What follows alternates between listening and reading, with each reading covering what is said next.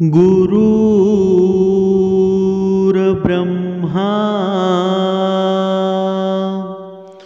गुरुर्विष्णू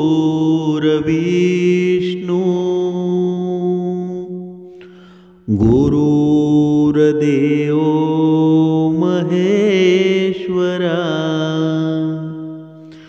सद्गुरु साक्षात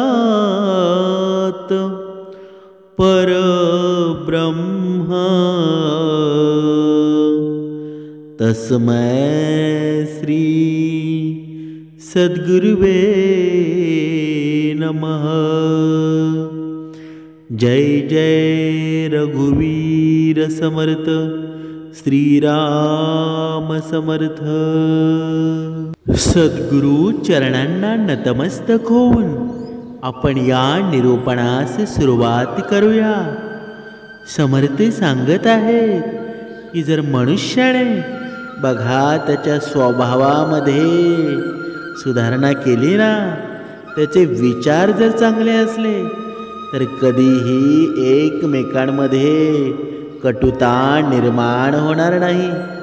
एकमेकां म्हणजे नक्की कोणामध्ये? तर एकमेकांमध्ये म्हणजे नवरा बायकोमध्ये, पती पत्नीमध्ये। आजच्या या कलियुगामध्ये बघा सर्वात जास्त नाती तुटत आहेत ना, तर ती सर्वात जास्त नाती तुटण्याचं कारण माणसाचा स्वभाव, माणसाची वृत्ती, माणसाचा मीपणा, माणसाचा स्वभाव असतो ना, तो समोरच्याचा बघा समोरच्याच्या जीवनामध्ये एवढं दुःख निर्माण करतो की समोरचा मात्र बघा प्रेरित होऊन त्या नात्यामध्ये कटुता निर्माण करतो। पण समर्थ मात्र इथे वेगळ्या दृष्टीने सांगत आहे की कोणताही व्यक्ती असतो ना, तो वाईट स्वभावाचा कधीच नसतो। जरी कितीही क्रूर कर्म करत असेल तरी तो वाईट स्वभावाचा असतो का? तर अजिबात नाही। फक्त आपले विचार त्याच्याशी न पटल्यास आपल्याला तो वाईट वाटायला लागतो। म्हणजेच काय? म्हणजेच बघा प्रत्येक व्यक्ती असतो, प्रत्येक मनुष्य असतो, तो चांगलाच असतो।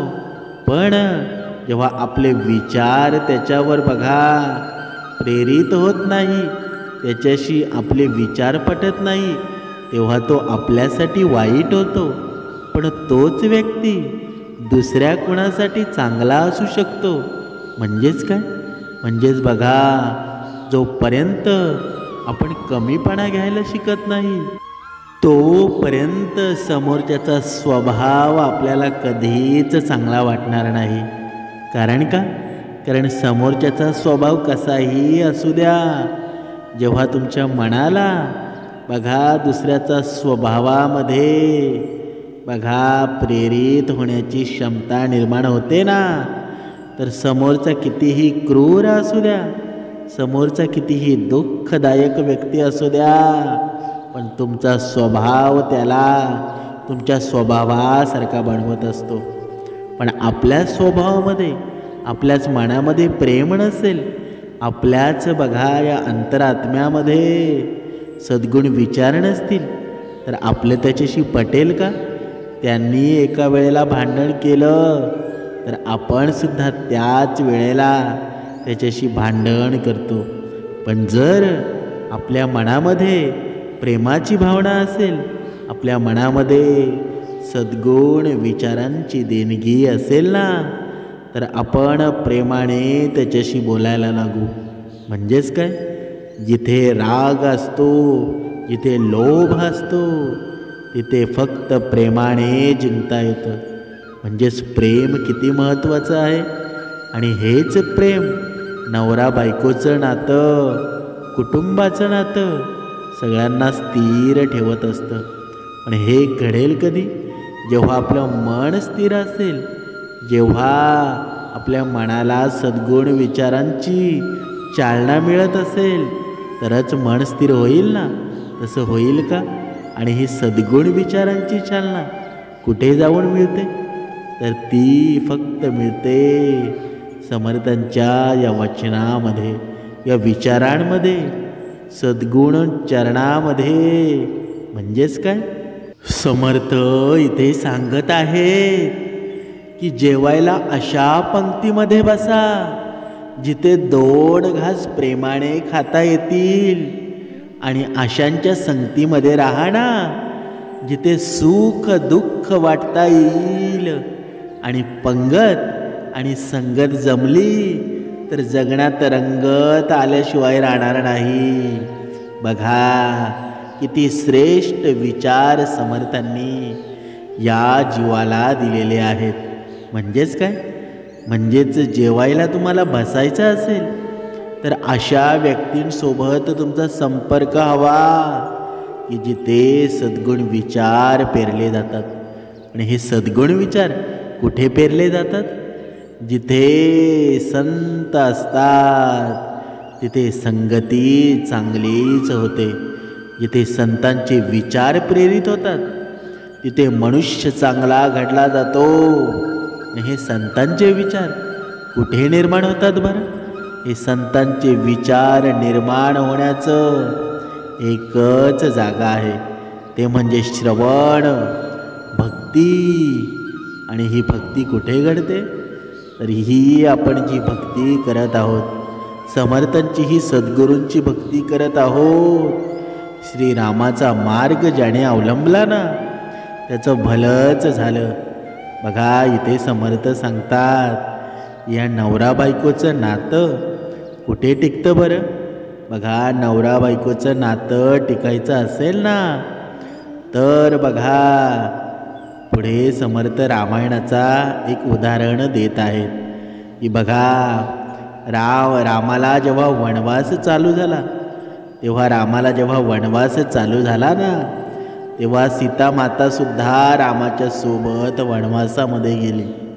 बघा जीवनामध्ये प्रसंग कितीही मोठा असू द्या, कितीही मोठा वनवास असू द्या, पण जोडीदार जेव्हा सक्षम असतो ना तेव्हा वनवास सुद्धा प्रेम वाटू लागतो.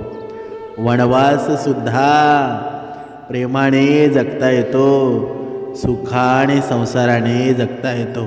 म्हणून समर्थ सांगत आहेत की प्रत्येक पती पत्नीने, नवरा बायकोने एक लक्षात ठेवायला हवं. बघा मोठेपणा कधीही करू नये. आपल्या पैशाचा, आपल्या श्रीमंतीचा, आपल्या धनाचा कधीही मोठेपणा करू नका. कारण परमेश्वर सर्व काही पाहत असतो. आणि जिथे मीपणा नसतो ना तिथे संसार आणि कुटुंब एवढं आनंदामध्ये असतो ना तिथे कुणाचीच नजर लागत नाही. पण जिथे मीपणा असतो, अहंकार असतो, तिथे मात्र संसाराला डाग लागल्याशिवाय राहत नाही. म्हणून समर्थ सांगत आहे की जेव्हा माणसावर संकट पडतं ना तेव्हा संकटामध्ये माणूस एकटाच असतो.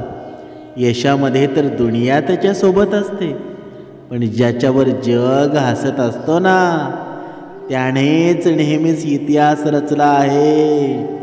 बघा आपण जेव्हा भक्ती मार्गामध्ये नव्हतो, जेव्हा या श्रवणामध्ये नव्हतो, आपण जेव्हा या श्रवणामध्ये आलो, या भक्ती मार्गामध्ये आलो, तेव्हा आपल्या अंतरात्म्यामध्ये असा काही समर्थांनी प्रकाश दाखवला की ही दुनिया कधीही विरोधच करत असते. तुम्ही चांगलं कार्य करा किंवा वाईट कार्य करा, कधीही तुम्हाला चांगलं म्हणत नाही. पण एक या जगाची माऊली आहे ना, सद्गुरू माऊली, ती कधीही बाळ आपलं दुःखी झालं, आनंदी झालं, त्याच्यावर संकट आलं तरीही सुद्धा जवळ घेत असते. आणि ही सद्गुरू माऊली या समर्थांनी या मानवाला दाखवली. आणि आमचे किती केलेले पाप धुतले गेले आणि आता आपण किती आनंदामध्ये आहोत. ही कृपा कोणाची आहे? तर ही कृपा त्या परमेश्वराची आहे. पण जेव्हा माणसाच्या जीवनामध्ये थोडं काही सुख आलं ना, लगेच परमेश्वराला विसरून जातो. लगेच मी भक्ती करतो आहे हे सर्व काही विसरून जातो. पण जो आनंदामध्ये परमेश्वराची आठवण काढतो ना, त्याचं भलंच होतं. त्याचं आयुष्याचं सोनंच होऊन जातं. त्याची संपत्ती आणि धन कधीही कमी होत नाही, कधीही लयास जात नाही. म्हणून प्रत्येकानं एक गोष्ट लक्षात ठेवा, कारण या सृष्टीमधले 99% असे मानव आहेत, असे जीव आहेत, जेव्हा संकट येतं तेव्हाच परमेश्वराला हाक मारतात. पण जो भक्त आनंदामध्ये परमेश्वराला लक्षात ठेवतो, आनंदामध्ये सुखामध्ये परमेश्वराची आठवण काढतो ना, तोच खरा भक्त आहे. आणि त्याची परीक्षा मात्र परमेश्वर भरपूर वेळा घेत असतो आणि प्रत्येक परीक्षामध्ये तो पास होतो. हाच खरा भक्त आहे ना, की फक्त आपल्यावर संकट आलं तर संकटाची पूर्तता व्हावी म्हणून परमेश्वराशी कनेक्ट व्हायचं, आणि आपला स्वार्थ संपला की परमेश्वर कोण असं म्हणायचं. असंच चाललं आहे ना या कलियुगामध्ये. नाहीतर माणुसकी धर्म या कलियुगामध्ये राहिला आहे का? बघा, म्हणून आज आपण या चकवा पक्षाची कथा ऐकणार आहोत. नक्की हा चकवा पक्षी आहे कोण? ज्या पक्षाला चक्रवाक असं सुद्धा म्हणतात. चकवा पक्षी म्हणतो, या 5 गोष्टी जो कोणी त्याच्या जीवनामध्ये अंमलात आणेल ना, तर निश्चितच त्याच्या परिवारामध्ये, नवरा बायकोमध्ये, पती पत्नीमध्ये कधीच कोणत्याही प्रकारचं भांडण होणार नाही. आणि त्याच्या घरामध्ये धनाची कमतरता कधीच वाचणार नाही. दरिद्रता त्या घरापासून मैलोदुरावर निघून जाईल. तर त्या जाणून घेऊया कोणत्या 5 गोष्टी आहेत त्या. शास्त्रामध्ये असं म्हटलं गेलेलं आहे की बघा, की ज्या घरामध्ये रोज भांडण होत असतात अशा घरामध्ये बरकत होत नाही. लक्ष्मी कधीच त्या ठिकाणी निवास करत नाही. म्हणजेच काय? म्हणजेच बघा, एका वनामध्ये चकवा पक्षाचा जोडा राहत होता. चकवा आणि चकवीमध्ये खूपच प्रेम होतं. दोघेही एकमेकांवर खूप जीवापाड प्रेम करायचे. ते आनंदाने मजा मस्करीमध्ये त्यांचं जीवन व्यतीत करत होते. चकवा आणि चकवीमध्ये इतकं प्रेम होतं ना, की आजूबाजूचे पशु पक्षी त्यांच्या प्रेमाचं नेहमी उदाहरण द्यायचे. इतकंच नाही तर चकवा आणि चकवी एकमेकांसाठी प्राण द्यायला सुद्धा तयार असायचे. जर चकवीकडून एखादी चूक झाली तर अशा परिस्थितीमध्ये चकवा जर तिला काही बोलायचा तर तेव्हा चकवी गुपचूप मान खाली करून चकव्याचं बोलणं ऐकून घ्यायची. त्याला काहीही उलट उत्तर करायची नाही. आणि जेव्हा चकव्याकडून काही चूक व्हायची तेव्हा चकवी त्याला काही म्हणायची. तर अशा वेळी चकवासुद्धा त्याची मान खाली करून गुपचूप चकवीचं बोलणं ऐकून घ्यायचा. अशाच प्रकारे त्यांच्यामध्ये रागारात तर व्हायचा, परंतु तो काही क्षणापुरता असायचा. आणि ताबडतोब ते एकमेकांना समजून घ्यायचे. अशामुळं त्यांचं प्रेम निरंतर घट्ट होत चाललं होतं. त्या चकव्याच्या शेजारी बघा एक कावळा होता. तो प्रत्येक माणसाच्या शेजारी असतो. बघा, त्या चकव्याच्या शेजारी एक कावळा राहत होता. कावळ्याचं त्याच्या बायकोसोबत नेहमी कोणत्या ना कोणत्या कारणावरून भांडण होत असायचं. त्यांच्यामध्ये नेहमी क्लेश असायचं. ते कधीच प्रेम भावनेने राहत नव्हते. भांडण इतकं व्हायचं ना की मारामारीची सुद्धा वेळ यायची. कावळा खूपच दरिद्र होता. त्याच्या घरामध्ये नेहमीच अन्नधान्याची कमतरता असायची आणि इकडे चकवा धनधान्याने संपन्न होता. कारण त्यांच्या घरामध्ये आनंद होता, सुख शांती होती. कावळा जेव्हा पाहतो की चकवा चकवी इतक्या आनंदाने राहत आहेत, तर त्यांच्या बघा त्याला ते पाहून खूप जलन व्हायची सुरुवात होते. तो चकवा चकवीच्या या आनंदाने, या सुख शांतीने जळू लागला होता.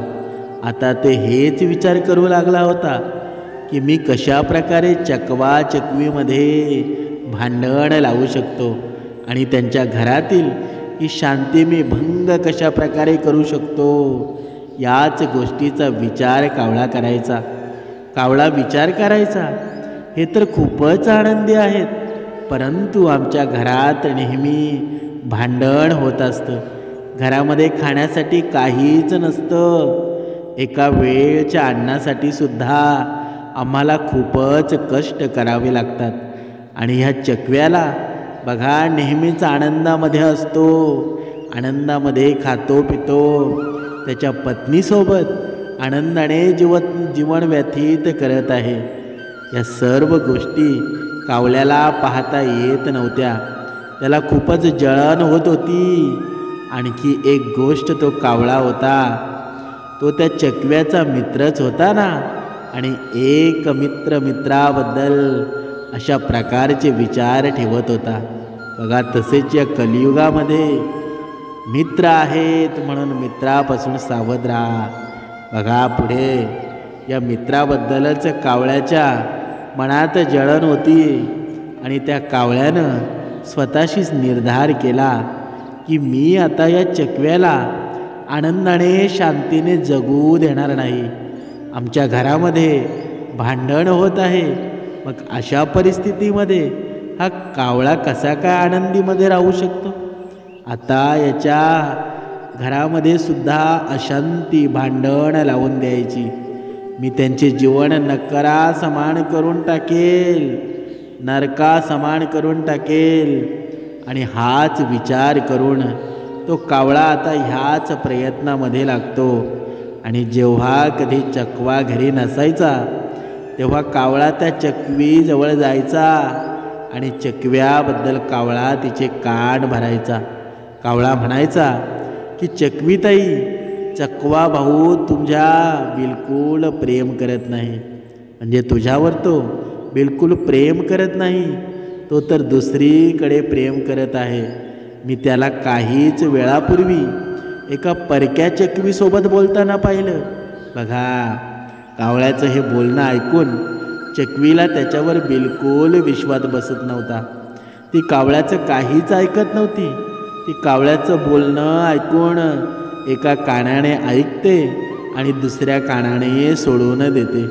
आणि जेव्हा कधी चकवा घरामध्ये एकटा असायचा तेव्हा कावळा त्या चकव्याजवळ जायचा आणि म्हणायचा, चकवा भाऊ, चकवीताई तुझ्यावर प्रेम करत नाही, ती कुठल्या तरी अन्य चकव्यावर प्रेम करते. मी आजच तिला अन्य चकव्याबरोबर बोलताना पाहिलं. बघा हे कावळ्याचं हे बोलणं ऐकून चकवा हसायचा आणि त्या कावळ्याचं बोलणं ऐकल्याचं न ऐकलं करून सोडून द्यायचा. त्याला कावळ्याच्या ह्या बोलण्यावर बिलकुल विश्वास बसायचा नाही. अशाच प्रकारे कावळा एक एक करून दोघांमध्ये भांडण लावण्याचा प्रयत्न करत होता. त्या दोघांचेही कान भरण्याचा प्रयत्न करत होता. परंतु चकवा चकवीचं प्रेम एवढं दृढ होतं ना की त्या दोघांचा विश्वास कोणी परक्यानं तोडणं खूप कठीण होतं. ते कोणाच्याही बोलण्यामध्ये बिलकुल फसत नव्हते. आणि अशा प्रकारे कावळा जेव्हा त्याच्या प्रयत्नामध्ये अयशस्वी ठरतो ना, तेव्हा तो आणखी नवीन कल्पना विचार करू लागतो. तो विचार करू लागतो की आता यामुळे काहीच होणार नाही, मला काहीतरी वेगळा पर्याय शोधावा लागेल. मी पण पाहतोच या दोघांमध्ये भांडण कसं होत नाही. बघा, लक्ष देऊन ऐका, मनापासून ऐका. आता हा कावळा कामासाठी त्याच्या पत्नीला निवडतो आणि कावळा त्याच्या पत्नीला म्हणतो, जर तुला घरामध्ये सुख शांती हवी असेल तर तुला माझं एक काम करावं लागेल. जर तू चकवा आणि चकवीमध्ये भांडण निर्माण केलंस तर निश्चितच मी तुझ्यासोबत कधीच भांडणार नाही. आपण दोघेही प्रेमाने राहू. आपल्या घरामध्ये कधीच भांडण होणार नाही. बघा, कावळ्याचं हे बोलणं ऐकून कावळी काही वेळासाठी तयार होत नाही, परंतु घराच्या सुख शांतीसाठी ती कावळ्याच्या ह्या बोलण्याला राजी होते आणि म्हणते, जर तू माझ्यासोबत भांडण करणार नसशील तर मी हे कार्य करण्यासाठी तयार आहे. कावळा म्हणतो, जेव्हा पण तुला वेळ भेटेल तू चकवीताईचे कान भरण्याचा प्रयत्न कर. तिच्या मनात चकव्याबद्दल वाईट साईड भरवत राहा आणि मला सुद्धा जेव्हा वेळ मिळेल ना तेव्हा मी पण चकव्याच्या मनात या चकवीविषयी उलट सुलट भरवत राहील. आता दोघेही असं म्हणून आपल्या कामामध्ये लागतात. जेव्हा चकवा चकवी सोबत नसायचा तेव्हा कावळी चकवीसोबत बसून तिला म्हणायची, मी आज चकव्या भाऊला कुठेतरी जाताना पाहिलं आहे. ते कोणासोबत तरी बोलत होते.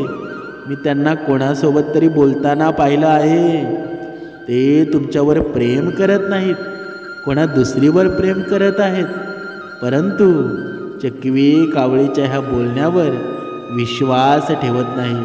दुसरीकडे कावळासुद्धा चकव्याला हेच सांगायचा की मी चकवीला कोणासोबत तरी बोलताना पाहिलं. मी तुझ्यावर प्रेम करत नाही, कुठल्या तरी दुसऱ्या चकव्यावरती प्रेम करत आहे. आणि सतत कावळा आणि कावळी चकवा आणि चकवीच्या मनात हेच वाईट विचार भरवत होते. समर्थ सांगत आहेत की जर एकच गोष्ट कोणासमोर सारखी सारखी बोलली जात असेल ना तर हळूहळू इच्छा नसताना सुद्धा त्याच्या अंतर्मनामध्ये ही गोष्ट जाऊन लागते. आणि त्या चकवा आणि चकवीच्या सोबत सुद्धा असंच झालं. आता सारख्या ह्याच गोष्टी ते ऐकत होते. तेव्हा चकवीला वाटतं की कावळी बहीण माझं चांगलं इच्छित आहे. तिने पाहिलं आहे की म्हणूनच तर ती मला सांगत आहे, ती मला सावध करत आहे. माझ्याविषयी तिच्या मनात चांगला भाव आहे आणि म्हणूनच ती मला हे सर्व काही सांगत आहे. आता चकवीच्या मनामध्ये हळूहळू या गोष्टी बसू लागतात की चकवा तिच्यावर प्रेम करत नाही, कोणा दुसऱ्या चकवीवर तो प्रेम करत आहे. दुसरीकडे चकव्याच्या मनात सुद्धा ही गोष्ट घर करू लागते की चकवी त्याच्यावर प्रेम करत नाही, दुसऱ्यासोबत ती प्रेम करते.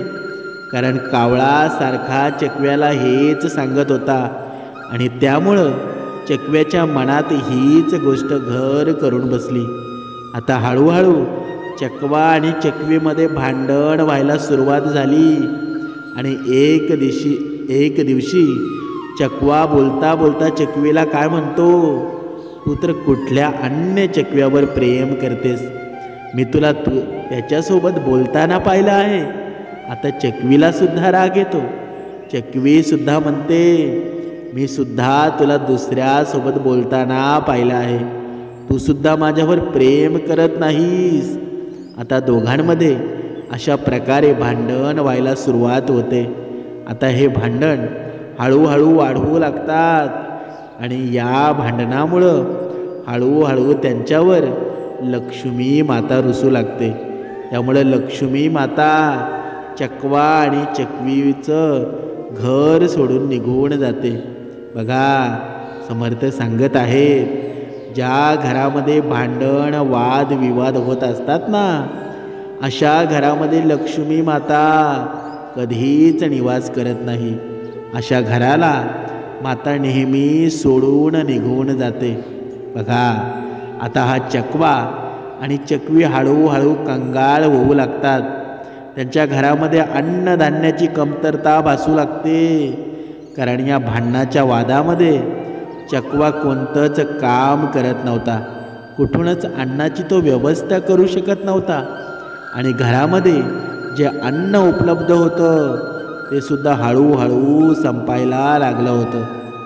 जेव्हा चकवा आणि चकवी पूर्णपणे बर्बाद होऊन जातात, त्यांच्या घरामध्ये अशांती येते, तेव्हा हे सर्व पाहून कावळ्याला खूपच आनंद होतो.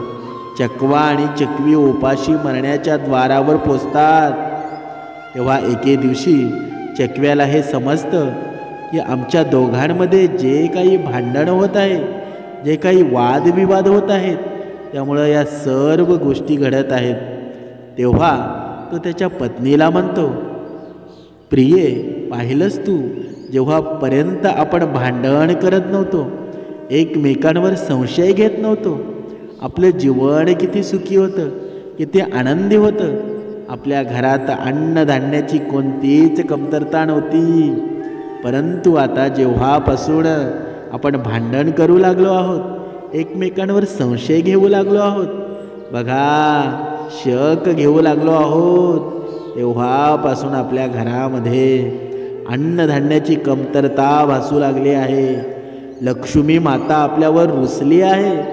तेव्हा चकवीला सुद्धा चकव्याचं हे बोलणं पडतं आणि ती सुद्धा म्हणते, स्वामी, तुम्ही मला माफ करा. आपल्याला अशा प्रकारे भांडण करायला नको होतं. आपण कोणा परक्याचं ऐकायला नको होतं. तेव्हा चकवी म्हणाली, आपण ह्या अडचणीतून, संकटातून सुटकारा मिळवण्यासाठी काय करू शकतो? चकवा म्हणाला, इथे जवळच एका गुहेमध्ये एक सिद्ध पुरुष महात्मा राहतात. आपण त्यांच्या जवळ जाऊया. तेच आपल्याला आपल्या या समस्यांचं समाधान सांगतील. आणि हाच विचार करून चकवा आणि चकवी त्या महात्म्याला भेटण्यासाठी त्यांच्या गुहेमध्ये जातात. चकवा आणि चकवी महात्म्याला प्रणाम करून त्यांच्या समोर बसतात. महात्म्याने जेव्हा त्यांना येण्याचं कारण विचारलं, तेव्हा चकव्याच्या डोळ्यामध्ये अश्रू येतात. दोघेही पती पत्नी रडू लागतात. एक एक करून सर्व काही चकवा त्या महात्म्याला सांगू लागतो. तेव्हा महात्मा म्हणतात, हे पक्षी, माझं हे बोलणं तू लक्ष देऊन ऐक. मी अशा 5 गोष्टी तुला सांगणार आहे, ज्या 5 गोष्टी तुझ्या जीवनामध्ये अंमलात आण. आणि जो कोणीही मनुष्य या 5 गोष्टी त्याच्या जीवनामध्ये अंमलात आणेल ना, या मार्गावर चालेल, तर निश्चितच त्याच्या घरात कधीही भांडण, वादविवाद होणार नाहीत. त्याच्या घरात कधीच धनधान्याची कमतरता भासणार नाही. त्याच्या घरातून लक्ष्मी माता कधीच निघून जाणार नाही. त्याच्या घरापासून दरिद्रता मैलो दूर राहील. बघा, यानंतर महात्मा म्हणाले, पहिली गोष्ट, जे तुमचे ओळखीचे असतात, सख्खे नातेवाईक असतात, जे तुम्हाला खूप चांगल्या प्रकारे ओळखत असतात, तेच तुमचं नुकसान करत असतात. ही गोष्ट सत्य आहे. जी व्यक्ती तुमच्या ओळखीची आहे, तुमच्या स्वतःचा आहे, जास्त करून हीच माणसं तुमचं नुकसान करत असतात. हीच माणसं तुमच्या दुःखाचं, तुमच्या संकटाचं कारण बनत असतात. त्यामुळेच कधीच तुमच्या जवळच्या सख्ख्या माणसांना तुमचं गुपित कधी सांगू नका. नंबर 2, तुमच्या मित्रासमोर तुम्ही किती श्रीमंत आहात याचा देखावा करू नका.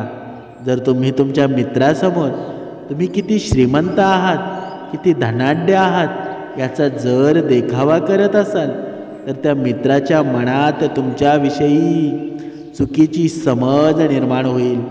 तुमचं हे बोलणं ऐकून तो तुमच्यापासून लांब होऊ शकतो.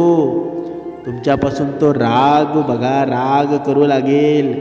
त्यामुळे तुमच्या मित्रासमोर तुम्ही श्रीमंत असल्याचा देखावा करू नका. बघा, तिसरी गोष्ट, कुठल्याही पर व्यक्तीवर विश्वास ठेवू नका. जेव्हापर्यंत तुम्ही स्वतःच्या डोळ्यांनी ते पाहणार नाहीत, तेव्हापर्यंत तुम्ही त्या गोष्टीवर विश्वास ठेवू नका. जर कोणी तुमचे कान भरले आहेत तुमच्या सख्या माणसाविरोधात, तर तुमचे कान भरले असतील ना, तर तुम्ही काहीही माहिती न काढता त्या गोष्टीवर विश्वास ठेवू नका. नंबर 4, आपल्याच व्यक्तीवर संशय घेणं विनाशाचं मोठं कारण आहे. जर तुम्ही स्वतःच्याच माणसावर संशय घेत असाल तर निश्चितच तुमचा विनाश अटळ आहे. मग ते कोणीही असो, पती पत्नी, पिता पुत्र किंवा माता पिता.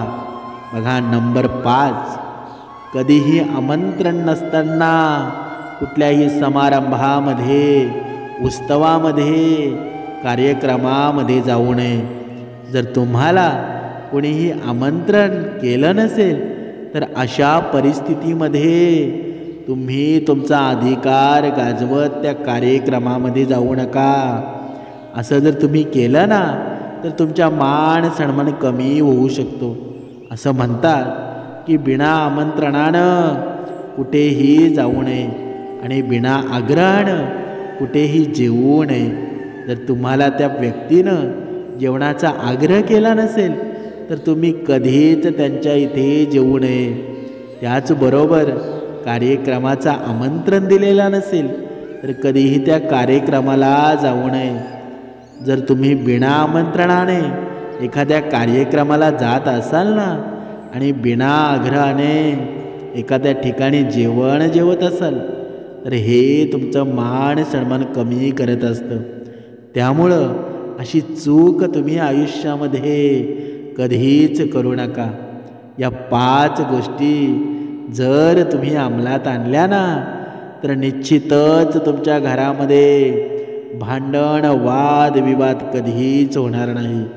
धन धान्याची कमतरता कधीच भासणार नाही.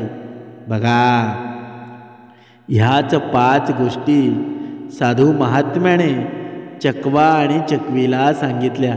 बघा इथे समर्थ सांगत आहेत, बघा या 5 गोष्टी तुमच्या जीवनामध्ये तुम्ही अंमलात आणा.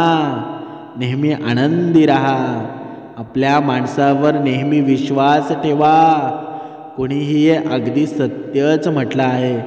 जीवन जगणं सोपं नाही. बिना संघर्षानं कोणीही महान बनत नाही.